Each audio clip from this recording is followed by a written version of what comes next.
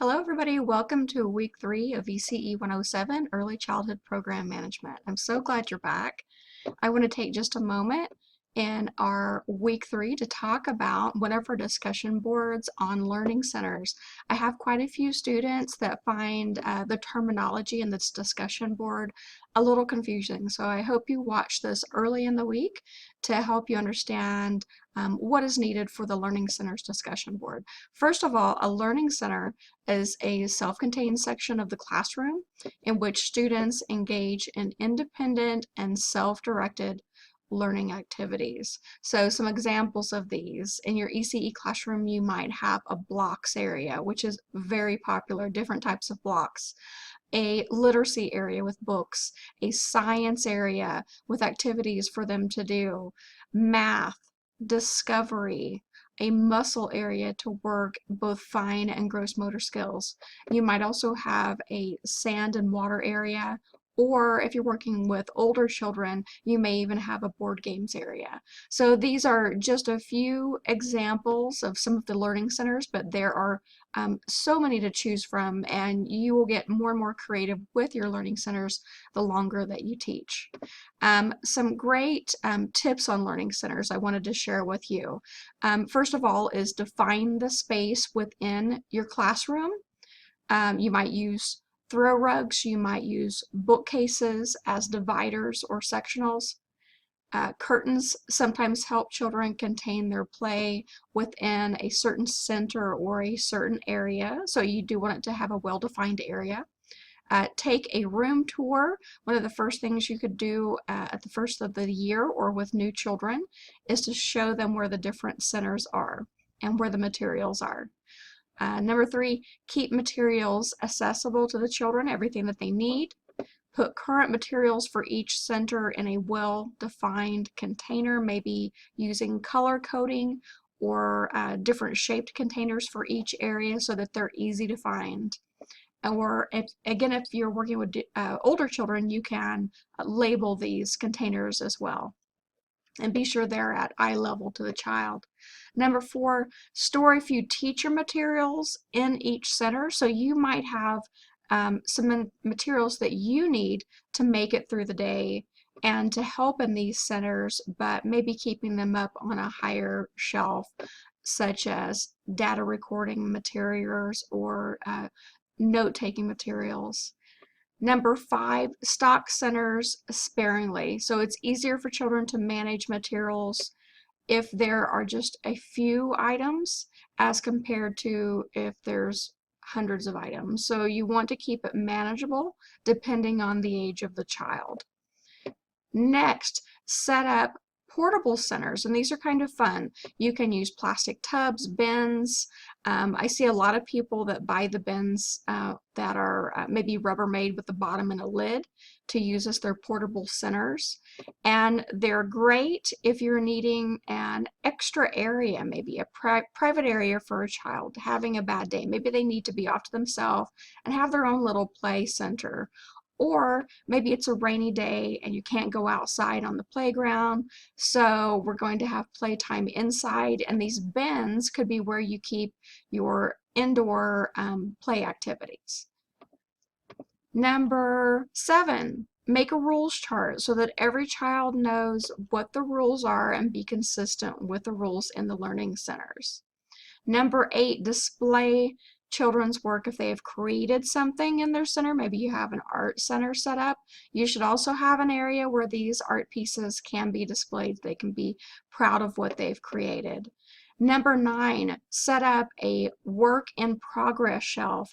And the reason for this is sometimes we have a certain allotted amount of time for centers, and maybe time is up and we need to start picking up, but the child isn't finished with their project. So if you have a in progress shelf, they can put their project there until they can come back to it later on in the day, and that'll cause less distress. They won't be as upset that they need to stop working on the project.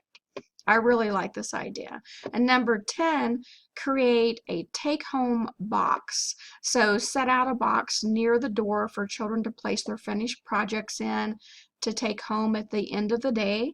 And these boxes are also fantastic for teachers to be able to send home maybe worksheets or other activities they've done through the day. Parents love to see what has happened and how their child is progressing. So I hope this helps you out with the week 3 discussion board on learning centers. Next, we have our student question of the week. Can I make up missed Pinterest assignments? And I'm so glad we're back to our Pinterest assignments. I really enjoy them. The answer is yes, you can make up your Pinterest assignments.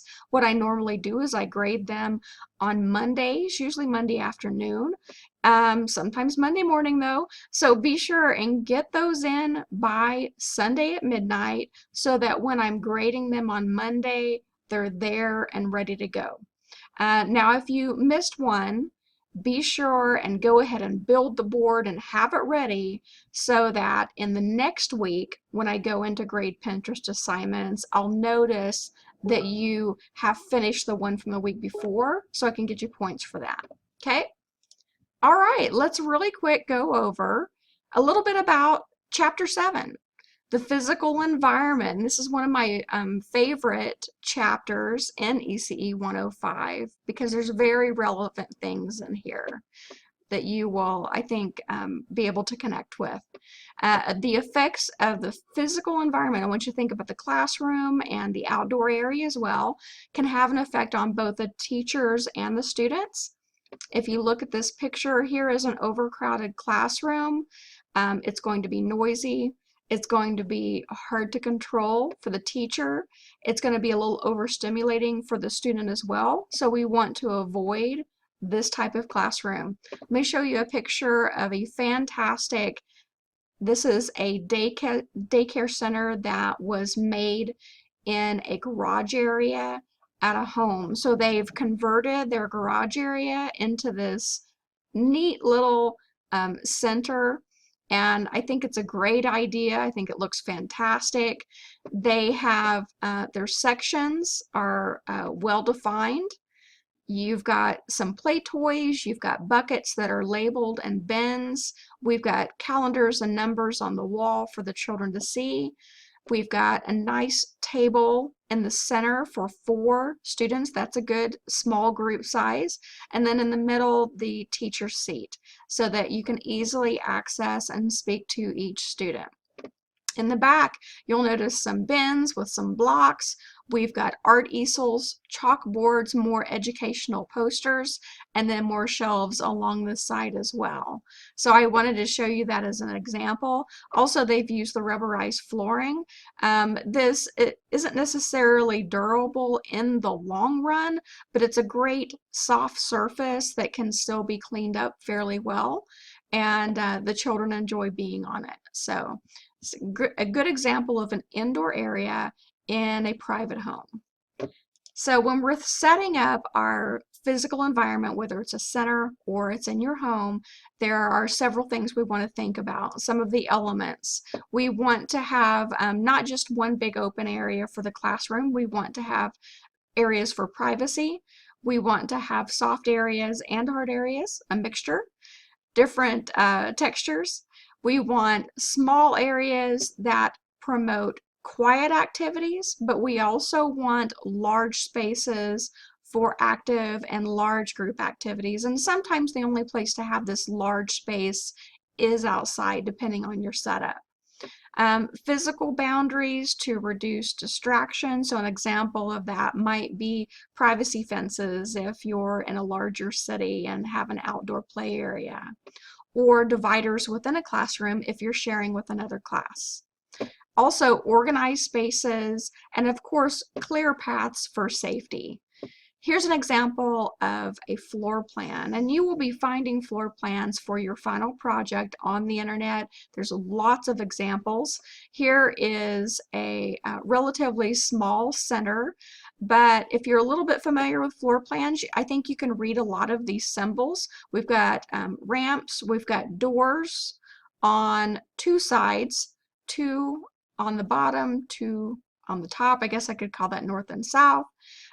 We have a door for each classroom as well as a hallway. So we have lots of areas where they could get out in case of an emergency.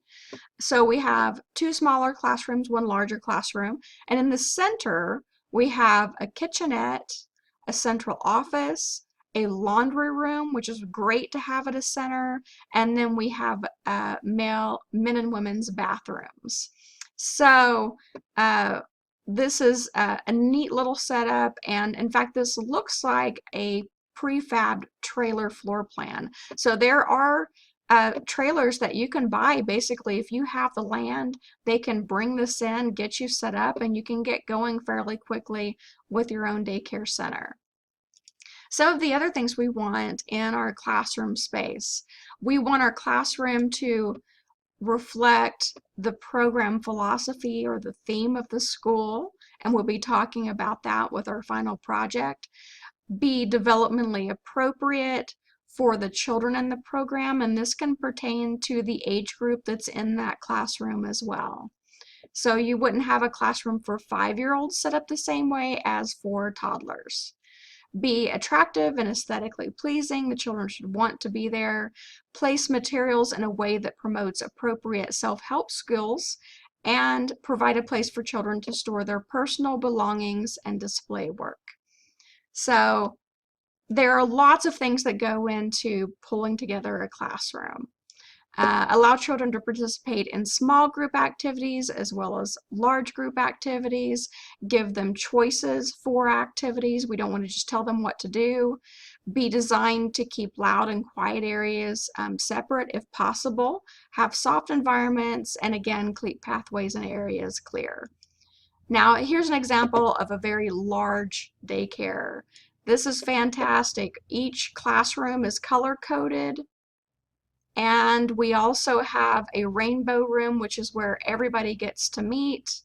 And you'll notice each classroom has their own outdoor play area with doors and escape exits, as well as their own bathroom. So this is a really great kind of optimal setup. I really like the shape of this center as well. Let's talk a little bit about their physical space. Of course, it should meet safety and health guidelines. There are items that will need to be there.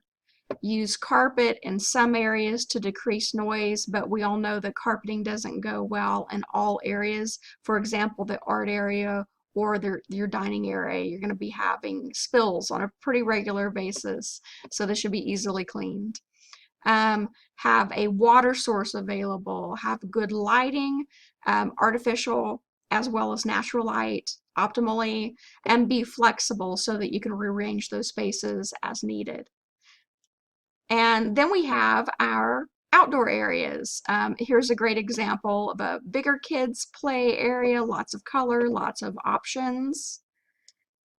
Our outdoor structure should be complex and designed to enhance the use, hopefully flexible, just like our interior environments. Provide graduated challenges for different age groups.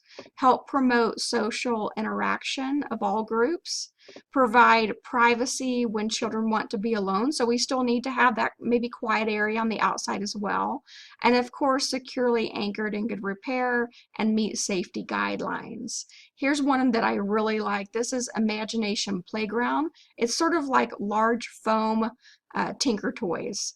Kids can get these big pieces out and create amazing projects, something new every day. It's science, it's math, it's a little bit of everything, engineering, all thrown into one. So I really like Imagination Playground. And lastly, here's an example of an inclusive playground because we want to keep our children with disabilities in mind. We have swings that wheelchairs can go onto. I absolutely love that. And down here we have a nice surface that we don't have to worry about tripping or wheelchairs not being able to move around or walkers not being able to move around, probably rubberized. So we want to include everyone in our playgrounds. Very well, guys.